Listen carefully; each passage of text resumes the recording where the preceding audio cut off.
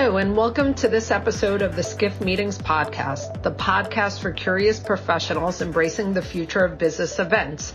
My name is Andrea Doyle, and I am the senior editor at Skiff Meetings. In this episode, titled Breaking Barriers and Paving the Way, I have the absolute pleasure of speaking with Julie Coker, President and CEO of the San Diego Tourism Authority and the member of numerous boards, including the U.S. Travel and Tourism Advisory Board and U.S. Travel Association. In this fascinating conversation, we chat about things like the importance of inclusion and how it's not just a nice to have nor a trend, but it needs to be intentional. We also talked about the importance of diversity and that it's a journey that continues to evolve. A good place to start is Tourism Diversity Matters, and Julie talks a little bit about that. We also talked about why boycotting a destination that has politics in place that you do not agree with is not the answer. Julie says walking away will not help, although standing up will. When it comes to leadership, Julie says the higher you go, unfortunately, the lonelier it can get. Having a community that can serve as a sounding board is vital, and she shares with us the community that helped her and the mentors that helped her as well. Sit back, and I hope you enjoy the podcast as much as I did.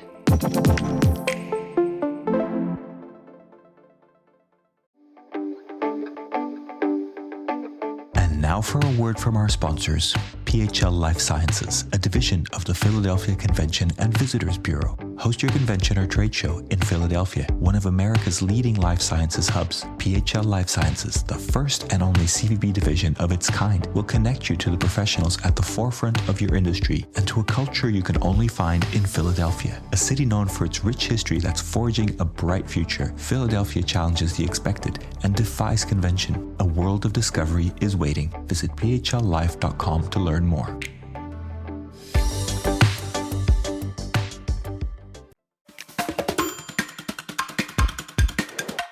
Thank you so much for taking the time to speak with us today, Julie. I wanted to start out by finding out how you got involved in the meetings and events industry.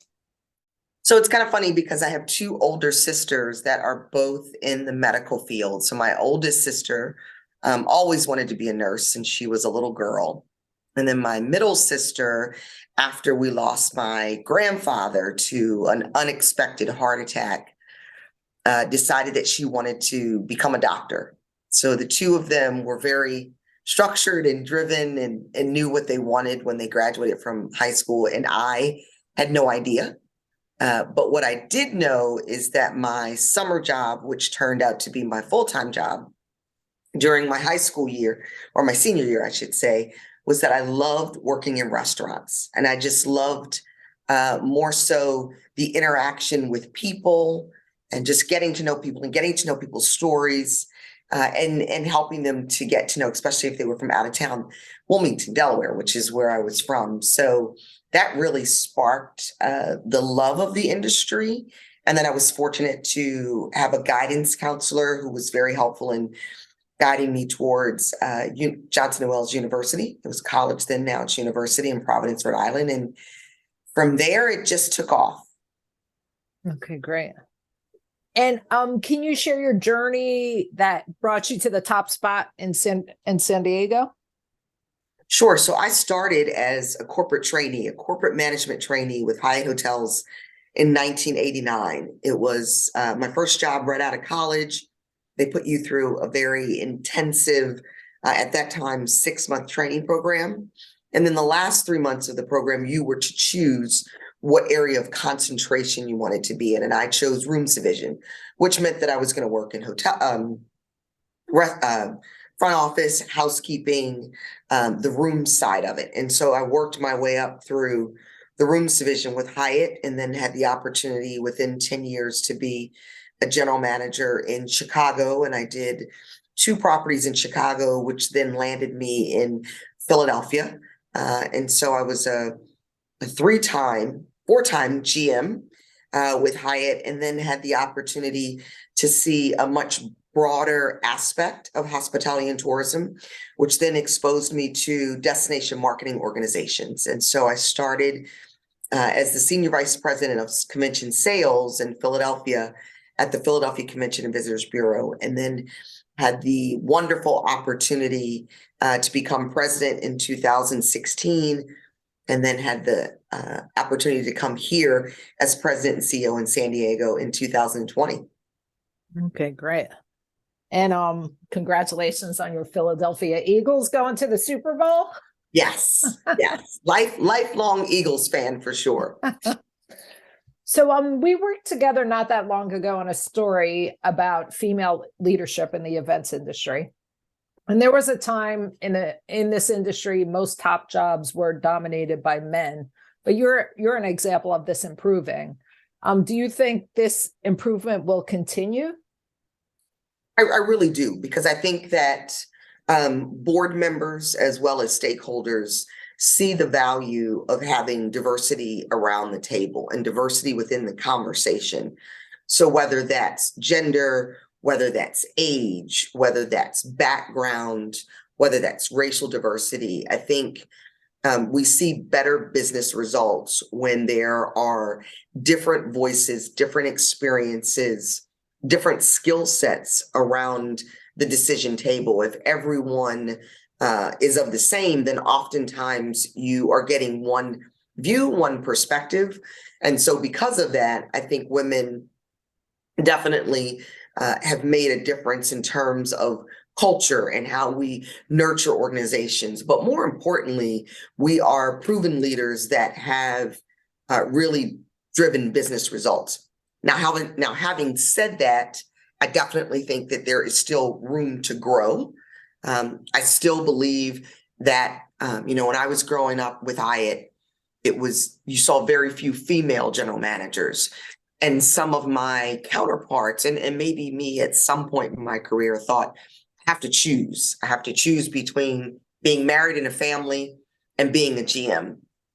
However, there were a number of female executives and female general managers and those in corporate office that showed you can do both and you can have both. And so I think there's a number of things that need to be done. One, women need to continue to mentor one another and show them the possibilities and show that you can have it all, and that you don't have to choose.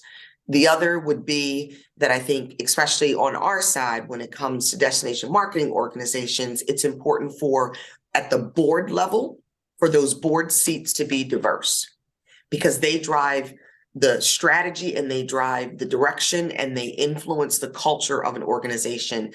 And so at the very top, which is the board, they must see it as a priority. And then third, we have to invest in women. It is an uneven playing field. And so because of that, there are programs, there's mentorship programs, there's internship programs that companies and organizations need to invest in to make sure that women are moving through the funnel at a pace that men are, and that they're given opportunities, the same opportunities, if not more, than men are. But I definitely think we've made great strides. However, it can't just be there's one or two of us. It needs to be much more than that. And also, to those of us that have this seat, we have an obligation to make sure that we left it better than we came. And if we are the first females or the first of any kind to hold that seat, you definitely can't be the last. Okay. And you had explained the importance of your network of other female leaders. Can you tell me a little bit about that? I think for anyone in leadership, the higher you go, truth is, the lonelier it can get. And it's simply because, the responsibility that you bear on your shoulders and the decisions that you have to make every day, not everyone can go along with you on that journey. And so there are just some things that you have to bear on your own. And so because of that, I think it's really important to have a community, and not meaning a community in terms of San Diego community or Philadelphia community, but just a community that is similar, has similar roles that you have and similar levels of responsibility, that you can create this safe space and you can talk about the decisions that you have to make, the concerns that you have, the successes that you have. So the failures that you might have experienced, If there's a decision that you're struggling with, you need a sounding board, or if you just need someone to listen and to have a group of, I don't even want to say like-minded. It's more having folks that either have sat in your shoes at the same level.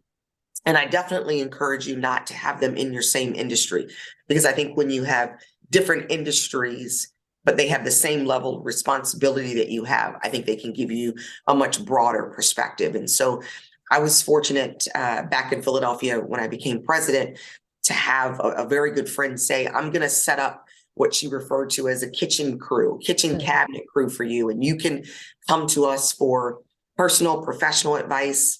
And we're here to support you. And there were many of decisions, especially during COVID, that I reached out to these group of women, and they were extremely helpful. As I was making my decision about San Diego, I spoke to one or two of them about moving and the pros and cons. So I think leaders in particular, should have safe spaces to bounce ideas off of. Right. And you literally moved across the country for this job, didn't you? I did. I was very much settled in Philadelphia pre-COVID, and was very much looking forward to signing another contract or extension of a contract. Great city, great people, loved what I did. And then San Diego came along, and it's one of those destinations that's just very unique. It has everything that I was looking for, the potential of an expansion of a convention center. It has a balance between both leisure, international, and meetings and convention, all under one organization. Has a stellar reputation for leadership and the work that it's done. So it was a great opportunity, and I accepted the opportunity before COVID. So January of 2020, only to have a very different role in March of 2020, but it all worked out. And I arrived here in San Diego in June of 2020. Wow. And you'll be hosting PCMA Convening Leaders next January, correct? Yes, we have an opportunity to welcome all of the convening leaders attendees to San Diego in January of 2024. We have not hosted the convening leaders in probably 10 or plus years. So we're really excited to show off what the destination has become and really give folks a great opportunity to see all the wonderful neighborhoods and diversity efforts that are here in the destination. Certainly, we have wonderful partners that we work with every day, our hotel community and the convention center, our arts and culture and attractions and restaurants. But we're really looking forward to bringing everyone to San Diego in 2024. Oh, I can't wait. You touched upon diversity. Do you feel the industry is where it needs to be as far as diversity and inclusion is concerned? I think that we are finally having some very honest and real conversations about diversity. I think many organizations, especially in the tourism space, have made D&I a part of their mission. I also believe that they've added it into their strategic plan, which I think is extremely important. And the third is they're actually putting funding mechanisms behind it. And I think that that's important. We're also broadening the conversation, not just what we typically think about when we think about diversity, which is racial diversity or gender diversity, but we're talking about those and accessibility. We're talking about LGBTQ. We're talking about generational diversity that we need in the workplace. So I really do think that we are on a good path. No, I don't think we are where we should be. The fact that I'm one of a handful of female CEOs at a destination marketing organization, that off the top of my head, I'm 1, 2, or 3 of an African-American woman leading a destination marketing organization. I think the fact that we can still count how many we have means that we're not there. And so whether it's 10 or a handful, it should be an equal playing field. So I definitely like what I'm seeing, especially around the investment side. I've always said that DE&I needs to be approached with an intentional effort. It's not a nice to have. It's not a trend. It's not a fad. It's a good business decision but there has to be intentional efforts with measured outcomes, or don't do it. If you're not going to do it for the right reasons and for the business outcomes, then don't do it. The other thing that I would say, I think some of the hesitation with destination marketing organizations or travel and travel and tourism companies is they're not sure where to begin. But that's the thing, you have to at least start. You may not have all the answers. It's a journey. It's a journey that will continue to evolve, and it's a journey that I hope will continue to remain a priority. But you do have to start somewhere. I think that is extremely important. And if there's an organization that isn't sure where to start, where can they turn to for information or for help? Absolutely. Tourism Diversity Matters, TDM, is an organization that we're using. They are specifically looking at the hospitality and tourism space. They'll go through an assessment and assess the current work that you're doing, and then give you tools to move your efforts, initiatives to the next level. But also, too, they'll start from the very beginning. So if D&I is not even in your speak, if you will, they'll help you to introduce how that can start, what you need to do, and really drill down on what's best for your organization. And the reason why I think that's important is because they take every destination where they are. So where I am is not necessarily where Philadelphia is, and where Philadelphia is not where Los Angeles is, and Los Angeles is not where DC or New York or Boston. We're all very different cities, and we all have very different makeups. And what I like about TDM is they take the time to get to know the destination and also your goals, and then they can help you create a strategy to get where you're looking to go. Are you ready to celebrate your successes in the world of meetings and events? The Skift Meetings Awards are back for 2024, recognizing the most innovative business events companies across 15 categories, and we want you to be a part of it. Winners will feature on Skift Meetings, sending a clear signal to events professionals around the world that these are partners they can rely on. The final deadline for submissions is June 11th. We encourage you to start your submission today to secure the best entry rates. For more information and to start your submission, head to live.skift.com. Today, destination marketing organizations are so much more than just an organization that markets a destination, aren't they? They are advocates. And can you touch upon that? Sure. So the first thing, about a destination marketing organization is that we don't really own anything. So we sell hotel rooms, we sell our destination, we sell the convention center. And so that means we have to be a good partner. So what we do is we collaborate and we convene the stakeholders in our destination to create an unbelievable experience for visitors, whether that visitor's purpose of trip is leisure, or whether it's for meetings and conventions, or it's an international visitor. And so for those reasons, you as a destination marketing organization have to have tentacles that reach far into the community. Mm-hmm. Obviously, you should work very closely with your elected officials, because the safety, security, and overall experience of your visitors should be top of mind. And so having a relationship with whether it's county officials, whether it's your elected city council or mayor or even governor, is very important. You also should have a great relationship with your hotel community. You're selling their product after all. And then, of course, those of us that have convention centers, and then working very closely with attractions as well as restaurants and retail. A part of the visitor experience in most destinations is visiting very small businesses. And so to be entrenched in that community and understand what they go through, how to market, how we can help them be better. Some are mom and pops, retail shops that maybe make jewelry. They don't have the wherewithal, and they don't have the marketing tools to really market themselves to the 17 million visitors that we have in the destination. So how can we help them so that they can be a part of that travel economy? The other is, we found during COVID, a lot of our work is outside of our destination. So we market outside of San Diego because our charge is to bring visitors to the destination. We found very quickly during COVID that we needed to turn inward. We needed, first of all, San Diegans to come to the restaurants, to come to the hotels and actually do stay vacations and stay within our city while they were waiting for it to be safe to travel abroad or even around our country. The other is we needed to inform them. We needed to let them know that we were starting to bring visitors back to the destination, and we needed them to understand their role. So we said to visitors, you're gonna come to our destination, and this is our pledge as residents of San Diego. What we're gonna do, we're gonna stay 6 feet apart, we're gonna wash our hands, we're gonna be safe.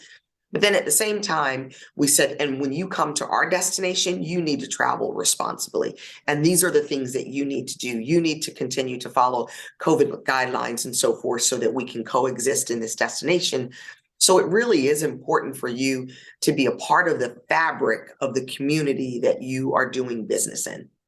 And more importantly, that you are selling. It's so important that San Diego is a place where we should all love to live, work, play, meet, visit. All of those things kind of come together. But the last thing I would say is we're residents of this city. And so we have a vested interest because we're a resident and because we are an economic driver. It behooves us to be a major part of the destination that we work, live, and play and meet in. And I guess when you get more in touch with all the local businesses, that can translate to a more authentic experience for meeting attendees. Absolutely. It definitely, to be able to talk to you and say, Barbusa is one of my favorite restaurants and here's what's on the menu and you're going to love this. It's much more authentic and real. And I'm speaking about something that I know about and have experienced. So the fact that we live, breathe, and eat, sleep San Diego, and we actually are really entrenched in the community and we are the destination expert. So the only way that we can inform you as a meeting attendee or an event strategist is to know our product. And the way that we know our product is to really spend time in the various neighborhoods and really getting to know the partners so that we can then be your resource for convention attendees and event strategists. That's extremely important. Okay.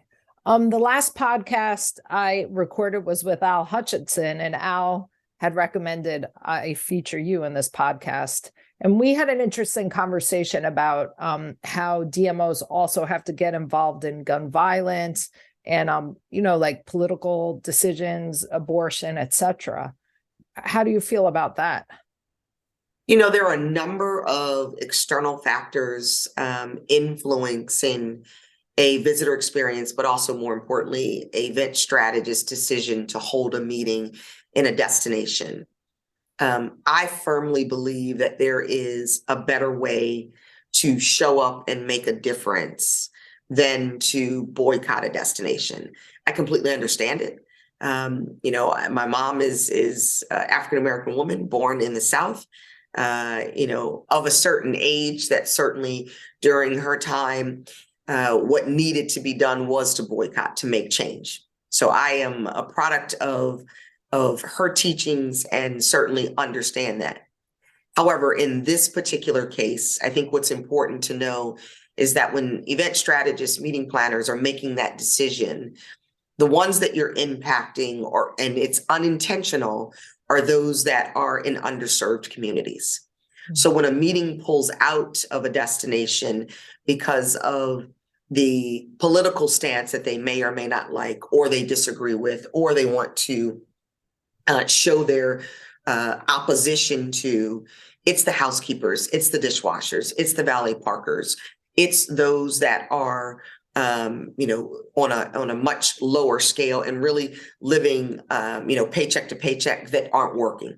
Mm-hmm. And that, I know that's not the intent, but that's who's impacted. That mom and pop retail shop that I talked about, those convention attendees will not come through their store because the meeting was canceled.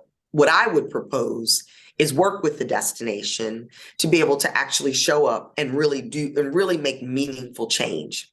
So if there is an issue around voter registration or a political stance, then work with a local group and help get folks registered or hold a town hall and invite elected officials to come and share from your leadership to their leadership why you're making a business decision about possibly not doing business in their destination again. And certainly, obviously, abortion and gun violence is extremely important. But show up in those destinations and make your voice heard, and then support those organizations that are doing the work that can hopefully change the legislation that you disagree with or that you don't fundamentally believe in. I do not believe in boycotting a destination. I think the experience of networking, travel, and meetings and conventions is extremely important and should not be used as a pawn. And that's what you do when you use that chip, if you will, to cancel on a destination. And in terms of gun violence, force those elected officials and community organizers and residents to come together and have a town hall and put them on notice and say, my attendees are not safe in your destination, and I want to come here. Tell me what steps you're doing to make a difference. Tell me the plan that you have in place to make my attendees feel comfortable, and demand action. Do that first. Mm-hmm. That's what I ask. Do that first, then just walk away. I don't believe in just walking away. You have to stand up. Okay. What do you feel the future holds for the meetings and events industry? The future is very bright. I think we saw that in Columbus with PCMA. A lot of hugs, a lot of excitement, just a lot of conversation. This is certainly efficient. As we're doing this interview, we're in different time zones and different locations. However, doing this in person is also even better, right? You get to know one another. The conversations, impromptu conversations that we have in our office space when we're walking up and down the hall, as we talked about earlier, I can't wait to get out and talk to my folks. I'm sure they're going to be lots of high fives that the Eagles won. That's going to certainly be much better than them calling me or texting me and saying congratulations. But the more important thing is in cultures and work cultures, we grow, we mentor, we help develop as we are seen, as we come together face to face. That's the same thing with meetings and conventions. We network, commerce takes place, we deepen the relationships and strengthen the relationships that we have with our customers and with our colleagues when we are in person. And so I think we understand and maybe even unfortunately took for granted the power of being in person during COVID. But I think we all know when we are in person at a convention, how that feels, how much more deep and enriched the experience is when we're together. And I definitely think the future is bright. I think we are going to have to reinvent and reimagine how we look in person space, and making sure that it's engaging and interacting in the content that we're providing and the customized experiences.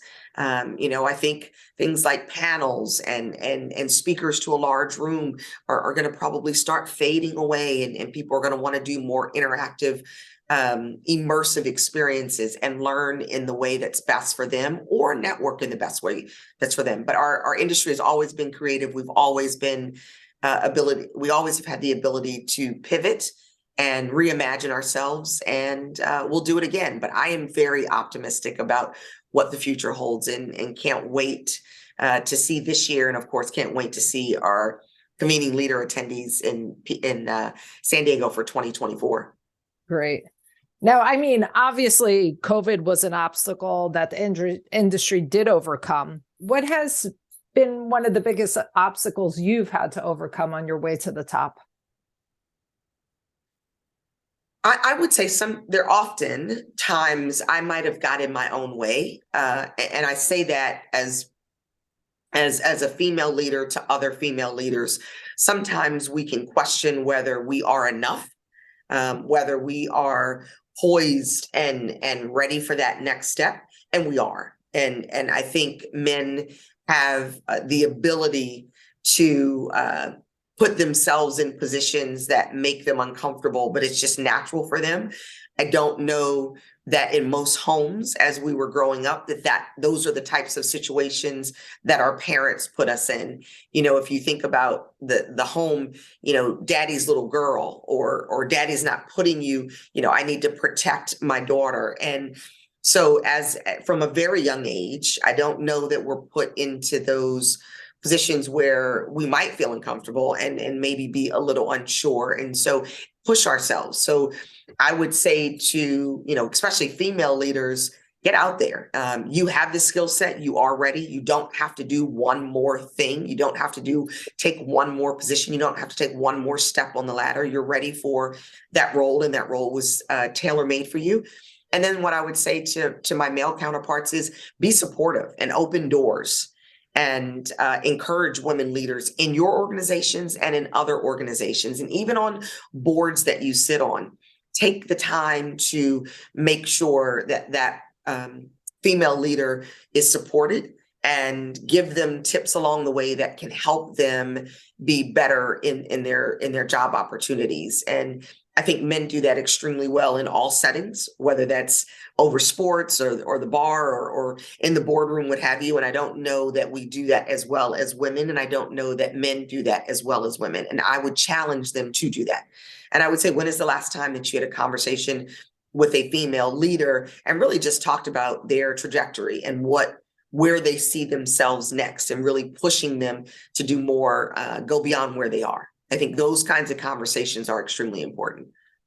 Who have been your biggest role models or mentors? I'm going to first start with my mom. And I say that not just, cliche. I say that because my mom was a single mother. My father, my parents were divorced at a very young age. Had a great relationship with my father up until the time that he passed in 2014 or 2013. But my mom really was an example of making strong decisions. My mom would always say to the three of us, whatever you do, make a decision. And it may not be the right one, and we'll learn from it, but you must make a decision.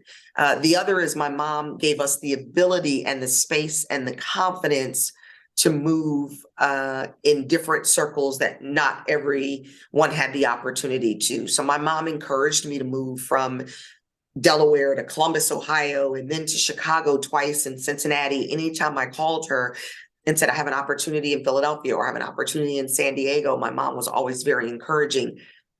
And so it wasn't, are you sure you can do it? It was absolutely, and giving me that sense of confidence. And then from a business standpoint, there have been a number of male GMs that I worked with in Hyatt hotels that really invested in me. They invested in my career. They made sure that there were opportunities brought to me or put before me that I could take full advantage of. And some of them, quite honestly, believed in me more so than I believed in myself. One in particular was Jerry Simmons. Has always been just a great leader, and really it gave me my first opportunity to be a general manager. And then moving into Philadelphia and into the DMO space, Jack Ferguson was the one who said to me, I said, I'm not in sales. He said, everyone is in sales. This job you can definitely do. And then gave me the opportunity or laid the course for me to take advantage of the opportunity to be president and CEO. And then coming here in San Diego, and really for San Diego, there's just been a number of San Diegans in the community, in the business community in particular, that have been very welcoming and have opened lots of doors and tried to pour as much of San Diego's history into me as they could, and even had me cheering for the Padres over my Phillies earlier this year, or last year. So I've been very fortunate. But I'll say this, though, you have to seek out those opportunities. They don't just come. You have to seek out those opportunities and really be intentional about mentors and looking for mentors, both personally and professionally. Okay. What would be the one thing people would be surprised to learn about you? Wow, that's a good one. I am such it's funny. I am such an open book. So if I said things like NFL or football or family or travel. It just comes through. I guess the thing that I would say is that I really, instead of hospitality and tourism, I really wanted to be an attorney. And often, not often, at times, I've thought about that and wondered if I made the right decision. And trust me, I love what I do, but I really wanted to be an attorney. And I sometimes, just question that. And I know hospitality just comes out of my blood every day, and it's part of my DNA. But I really question that sometimes. Huh. So, who should we have on a future podcast episode? And what would be one of the questions you suggest we ask that person?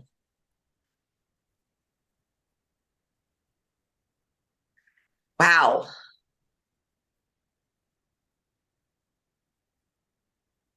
I would say, and I don't know if you have already, I would say Fred Dixon. Okay.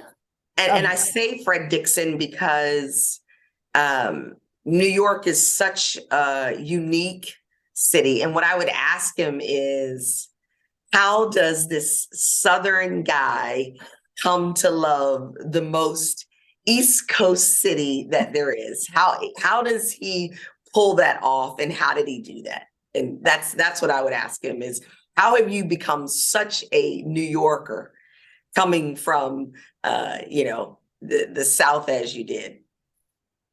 That's a date. I'm going to make that happen. Yeah. Well, this has been absolutely wonderful. Thank you.